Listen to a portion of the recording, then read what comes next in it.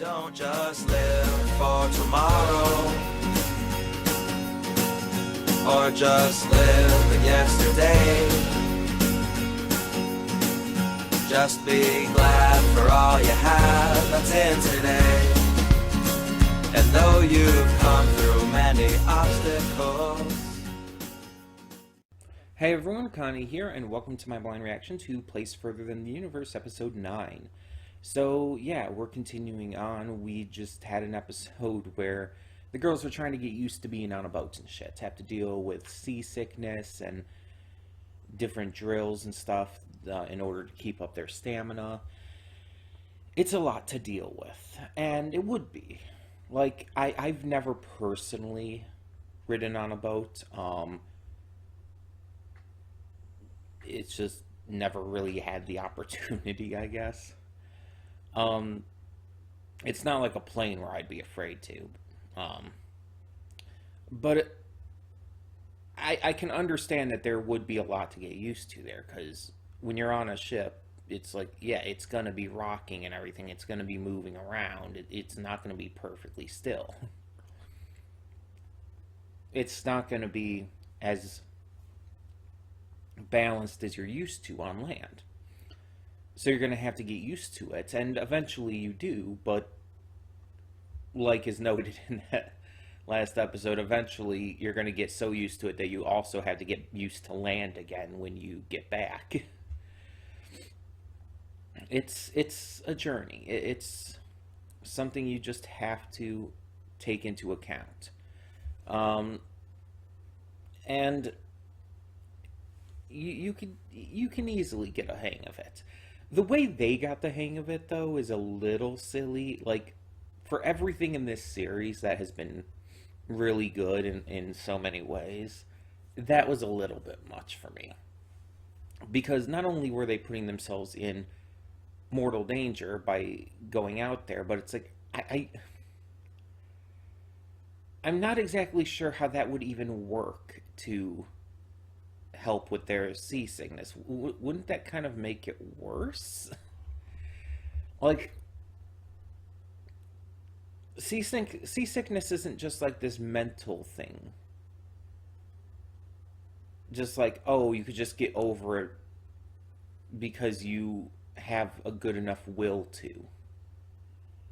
Seasickness is a legitimate sickness brought upon by, again, the difference in how constant continuous motion is handled on the sea compared to what you're used to on land. It's not something that it's not like a mental thing. It's not like a thing where it's like, oh, it's just in your head. You can just, if you think about it enough, if you like work to overcome it enough, you can. It's not like that at all. So that part kind of like threw me off a bit. That part was just kind of to me. And again, them putting themselves in really mortal danger like that really didn't help matters, because that kind of stuff kind of makes me a little anxious. So it's like, Jesus. But it worked out in the end for them, and so their journey continues. It seems like they were reaching, or at least getting close, to their goal after passing through this really strong current that isn't impeded by any of the continents more north in the globe. And so they're definitely making it there. Now, we still have, after this, like 4 more episodes?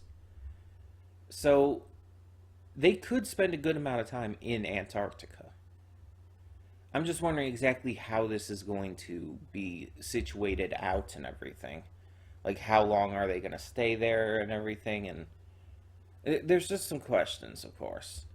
And we'll find out. We'll find out exactly how it's situated as we watch, but excuse me. I'm just I'm just wondering, like, what they're gonna do to kind of continue to, in a way, pad out these episodes. Because honestly, and I'm not saying this even as a bad thing necessarily, but this series has felt a little padded. And I understand why they've needed to do that, because usually a lot of anime have to fit kind of this certain order amount for episodes. And most of the time, that either runs around 12, 13 episodes, or somewhere around like 24 to 26 episodes. Usually. There are exceptions that like run either a little high or a little low. There are some that go way further or even a lot less. Or somewhere in between. It's definitely a thing. But most of the time it goes in those kind of amounts. Those are the kind of go-tos in terms of anime. And this episode being 13 episodes, it's like, okay, we have to fill this out. We have to make sure there's enough content here. And I think, if I heard right, this isn't based off of a manga either, so they had to craft this story with this kind of thing more in mind. If it's based off of a manga, they can probably work that a little easier, stretch things out a little more. But here they actually had, if it is not based off of a manga or anything, they had to craft the series around that kind of idea. So I'm just wondering, like, what are they going to do for these last 5 episodes, including this one, to like kind of fill the space? Because if we're being honest, the story as it is, with as simple as it is, could be completely done in 6 episodes, in like half the length of this series. But they pad it out with stuff that's not unimportant, but is just kind of clearly filling time. Like the entire last episode, it's like could have been cut down to basically a segment in an episode. They didn't need to have an entire episode dedicated to just the girls getting over seasickness and whatnot. But they did. And again, it wasn't bad. I don't dislike this. That's why I said this isn't necessarily a bad thing. I'm not saying this as a negative towards the series. I'm just saying that is how it is. That's how it's coming across. That a lot of this has just been padding, and it could have easily been cut down. But it's good padding. Even the episode a couple episodes ago where it was like, oh, Hinata lost her passport. We didn't need that episode almost at all. That episode was like entirely filler, pretty much. It didn't really do much. Like it didn't really progress the plot or the character arcs really at all. It just kind of happened. So it's like, but it was fun. It was entertaining. It was a good episode, nonetheless. So it's like, I'm not holding the padding and the filler against this series because it's done well, but it very clearly is just to get to the order, the episode order amount. But yeah, I'm still enjoying it, and I'm just wondering like how they're going to push out to make this last 5 more episodes.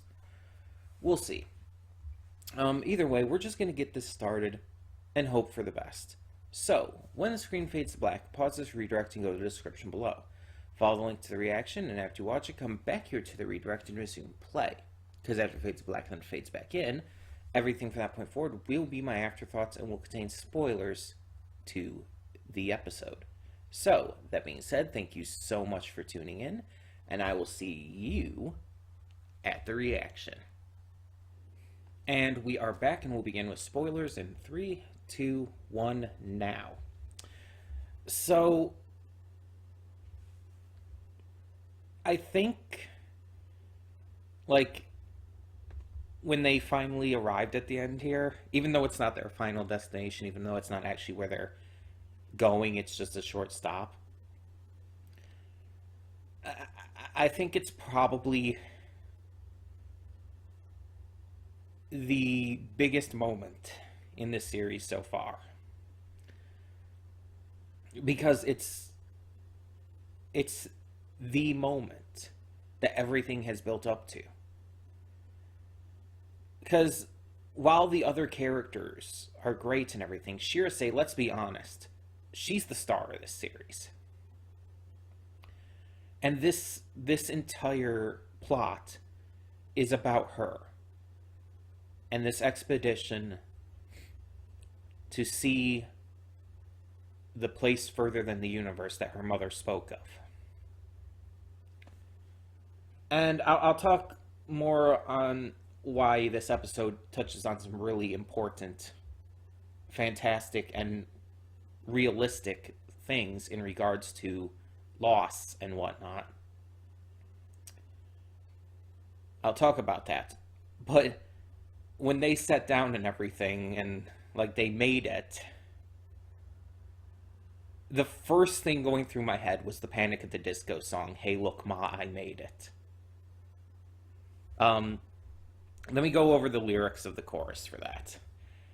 It's just, hey look ma, I made it, twice in a row, and then everything's coming up aces, aces. If it's a dream, don't wake me, don't wake me. I said, hey look ma, I made it. And the song is basically about achieving your dreams and everything, even when people say you can't. It's about showing people that it's like, you can do this. And obviously in the context of the song, it's about the music industry and whatnot. But it came up in my head especially because of Shirase's mom. And how this entire expedition and these four friends going on it, especially Shirase, is because of her wanting to see what her mom saw. So the line, hey look ma, I made it,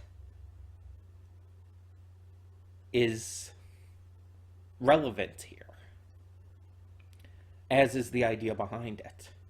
While it's not talking about like making it in like the music industry or anything in this situation, with this series, it's more like, I did this, I achieved my dream,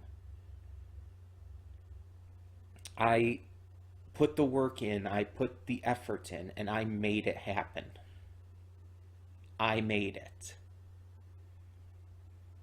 And again, even though this isn't their last stop or anything, it's like, this is without doubt a grand victory.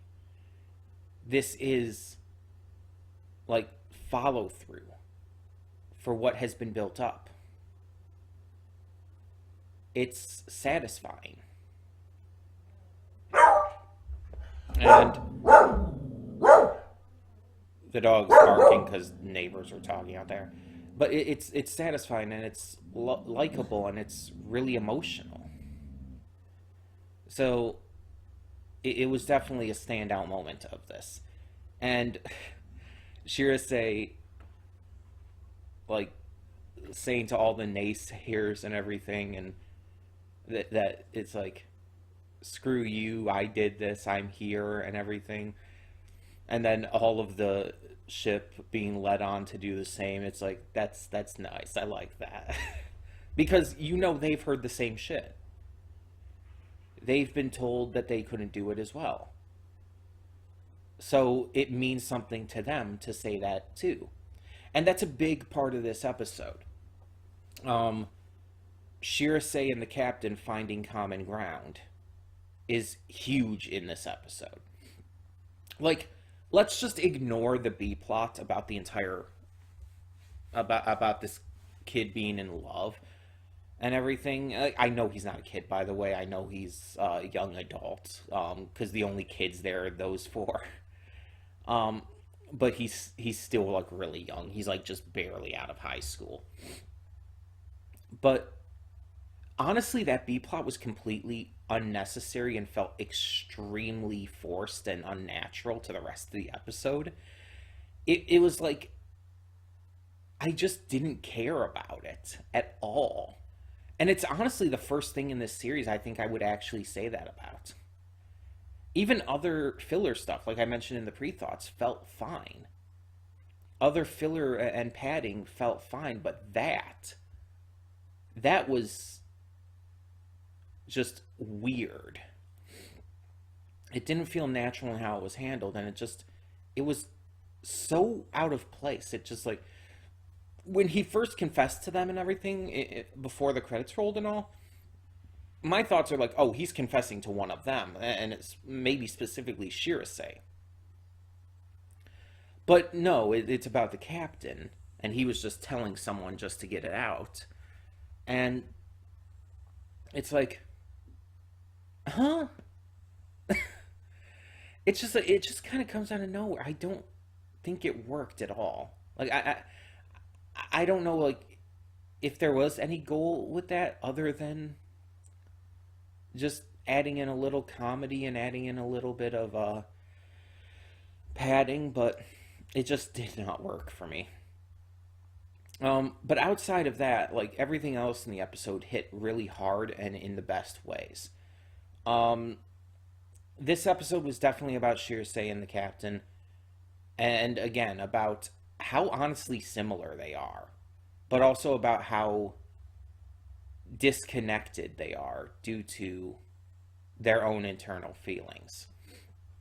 The captain thinks that Shirase hates her because she made the orders to stop the search and everything, and Shirase had overheard that.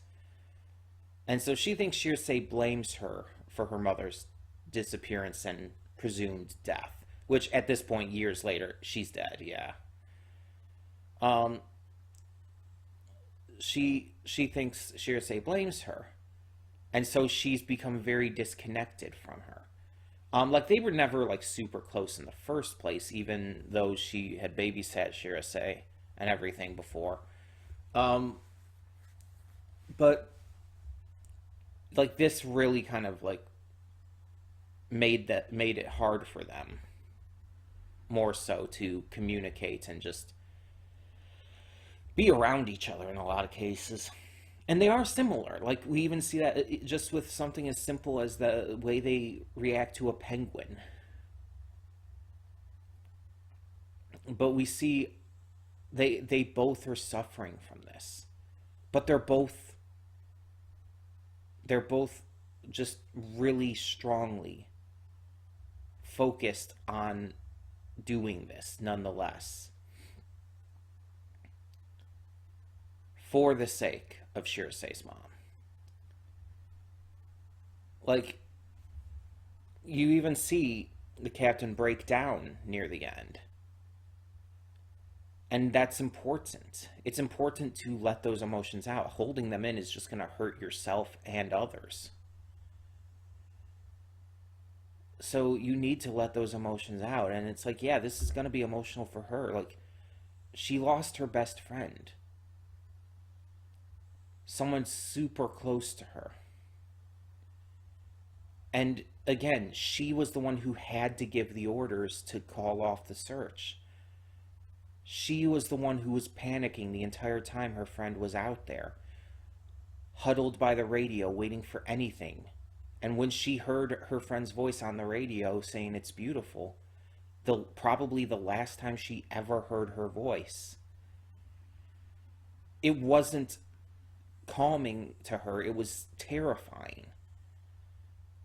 It was the scariest situation because she was so scared for her. And again, that being the last time, it's engraved into her mind. And when they do finally talk, Shirase doesn't blame her at all. Like I said, she doesn't. She doesn't hold the captain responsible. She understands, and even back when it happened, understood the risks of Antarctica. Her mother drilled that into her.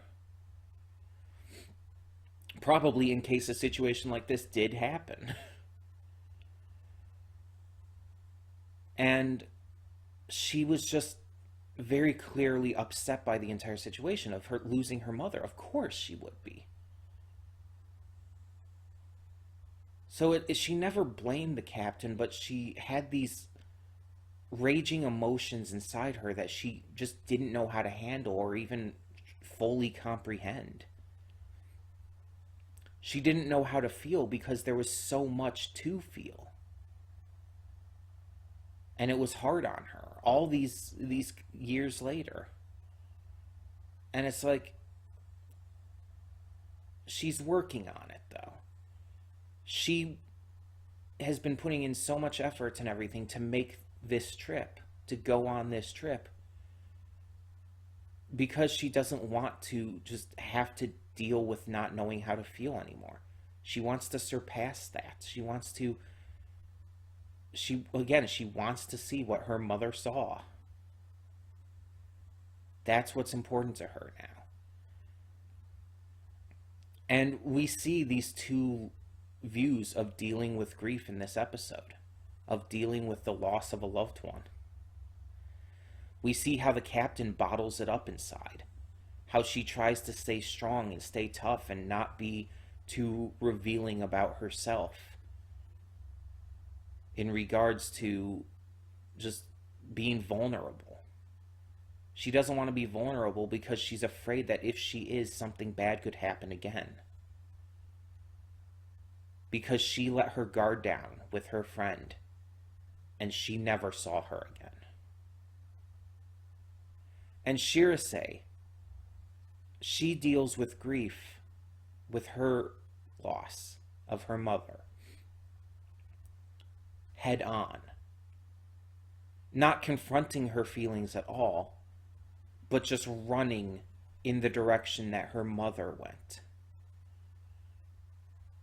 Both of these have healthy and unhealthy consequences to them. Shirase's trying to see what her mother saw to have that closure in her heart, but she's not really confronting her feelings. She's not really thinking or talking about them as much as she should be. And the captain is trying to make this expedition happen for the same reasons, to go back and make it in honor of her friend that she lost. But at the same time, she's bottling up all her emotions, and it's just going to explode if she's not careful. So at the end, when both of them start yelling out the same thing together, telling all of the naysayers who said they couldn't do it, telling them, hey, look, we made it. That's important. Not only for them standing by each other and chanting this together, cheering this together, even if initially it was just Shirase and the three others doing so, and the captain just brought everyone else into it as well, it's still important seeing them both saying this because of the meaning it holds to both of their lives. And I'm impressed. I'm admittedly impressed by that. And I'm confused that this episode is named for the stupid romance B plot that makes no sense. Maybe to throw the viewers off of what they're about to get into, but the B plot was so dumb that it's like, you really could have named this after anything else in the episode if you wanted to keep the specific heavy emotional resonance of this episode a little held back still. There's a lot you could have named this instead. Naming it after the B plot is just weird. And especially when the B plot's not even good. It's just, It's just a weird decision.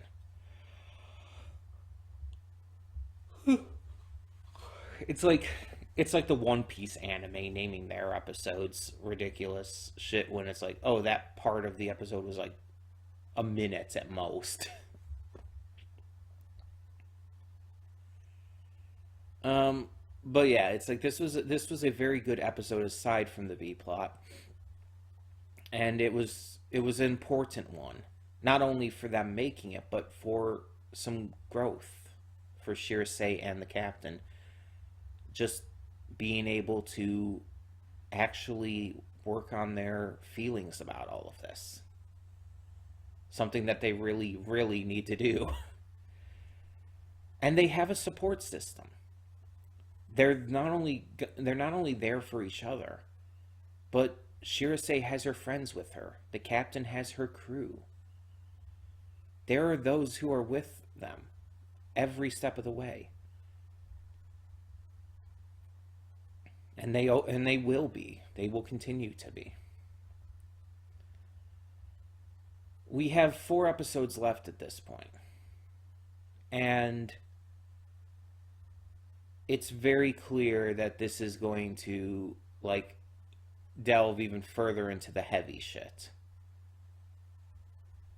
Because it's like, once they reach that station, if they're going to the same station that they were at 2 years ago, that is going to be hard for the captain. And probably for Shirsei too. That's going to be really fucking hard, and that's going to just... There's going to be a lot to deal with there. So I think that's part of what's going to help pad out these last episodes. Because, again, we have 4 episodes left, but technically we've made it to Antarctica already. Even if it's not the final stop. So, utilizing the emotional storytelling and depths of these characters, that allows them to dive into that more so than just the general basic story itself, which can pad out the runtimes and allow for them to reach that episode mark. So that I am all good with and excited for. That is what I want to see for padding with the series. So as long as we continue to get that, I'll be good. It's kind of funny too. Like I talked about how Shirsei is the star of this series, but it's like the opening and a lot of stuff like very much paints Mari as the main character, but she's really not. Like it's 100% Shirsei.